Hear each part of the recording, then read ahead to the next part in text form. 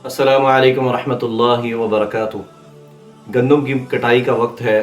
और ये वो वक्त है कि जब किसान को अपनी मेहनत का फल मिलता हुआ नज़र आता है। क्योंकि किसान ने एक मेहनत की है, बीज बोया ज़मीन में, पानी का ख़्याल करना, फसल को पानी देना, अद्वियात का देना और कीड़े मकोड़ों से, जहरीली जड़ी बूटियों से और तरह तरह की मुश्किलात को बर्दाश्त किया उसने इस फसल को परवान चढ़ाने के लिए। अब जब कटाई का वक्त आता है तो उस किसान को नज़र आता है कि अब जो मेरी मेहनत है उसका मुझे फल मिलेगा। लेकिन ये वो वक्त है कि जब अल्लाह रब्बुल इज़्ज़त ने उस किसान की इस फसल के अंदर अल्लाह रब्बुल इज़्ज़त ने एक हक़ रखा है जिसको उशर का नाम दिया जाता है। अल्लाह रब्बुल इज़्ज़त कुरान में फरमाते हैं, व आतू हक़्क़हु यौम हसादी,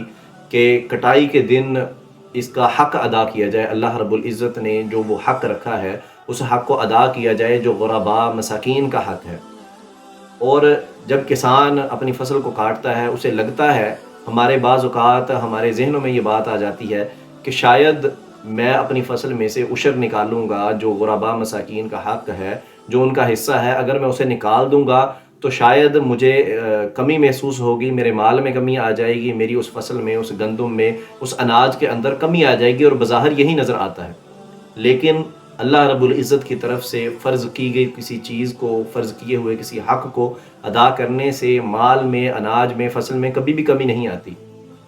सही मुस्लिम की एक रिवायत है, सैयदना अबू हुरैरा रज़ियल्लाहु अन्हु वो इस रिवायत के रावी हैं।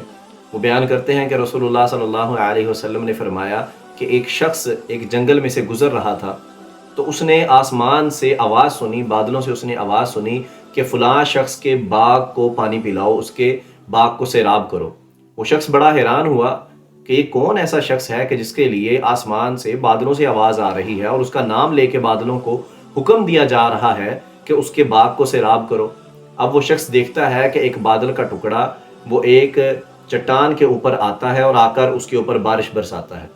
वो शख्स इस तजस्सुस में था कि मैं जानूं कि वो कौन शख्स है, किसका बाग है कि जिसके लिए बादल को स्पेशल हुक्म दिया जा रहा है कि उसके बाग को सैराब किया जाए। अब वो शख्स देखता है कि बादल ने एक चट्टान पर पानी बरसाया, वो उस पानी के पीछे पीछे चल पड़ा, चट्टान से होता हुआ, नदी नालों से होता हुआ पानी जो है वो एक बाग के अंदर पहुंचा।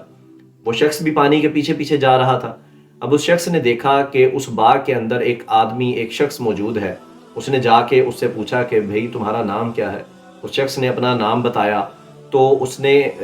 उस चीज़ को कंफर्म किया कि ये तो वही नाम है जो मैंने बादलों में से सुना था। तो उसने उस शख्स से पूछा कि तुम ऐसा कौन सा अमल करते हो कि स्पेशल बादलों में से तुम्हारा नाम लेके बादल को हुक्म दिया गया कि इस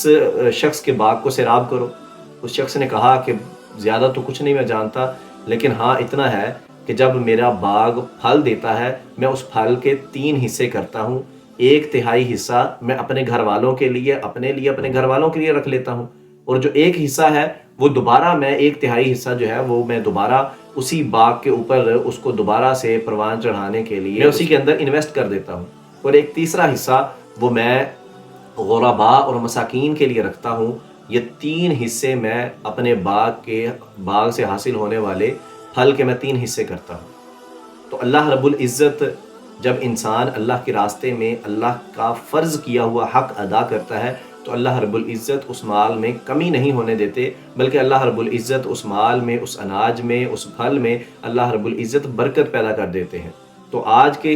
किसान जहाँ पर बेमौसमी बारिशों और बारिश ना होने की वजह से परेशान होते हैं, तो ये भी सोचना चाहिए कि कहीं ऐसा तो नहीं कि हम अपनी फसल में से, अपने अनाज में से अल्लाह का हक़ नहीं अदा कर रहे, जिस वजह से अल्लाह रब्बुल इज़्ज़त हमसे नाराज़ है और अल्लाह रब्बुल इज़्ज़त ने बारिशों को रोक दिया या बारिश बेमौसमी तौर पर। हमारे मुआशरे के अंदर अक्सर अब देखा जाता है कि जब बारिश की ज़रूरत होती है फसल को तब बारिश नहीं होती, लोग बारिश के लिए दुआएं करते हैं और जब फसल पक कर तैयार हो जाती है, जब हल्की फुल्की बारिश भी उस फसल के लिए नुकसानदेह होती है,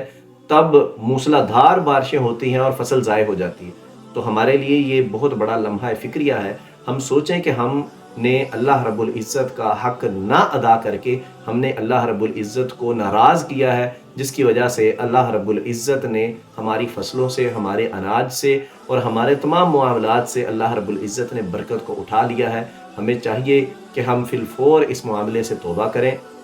अल्लाह रब्बुल इज़्ज़त से मुआफ़ी मांगे और ये जो फसल की कटाई का वक्त है اناج کو حاصل کرنے کا وقت ہے، اس میں ہم اللہ رب العزت کا وہ جو حق جو اللہ رب العزت نے غرباء اور مساکین کے لیے رکھا ہے، ہم اس حق کو ادا کریں تاکہ ہمارا رب ہم سے راضی ہو اور ہمارے مال میں، ہمارے اناج میں، ہمارے کھیتوں میں، ہماری فصلوں میں اللہ رب العزت برکتیں نازل فرمائے۔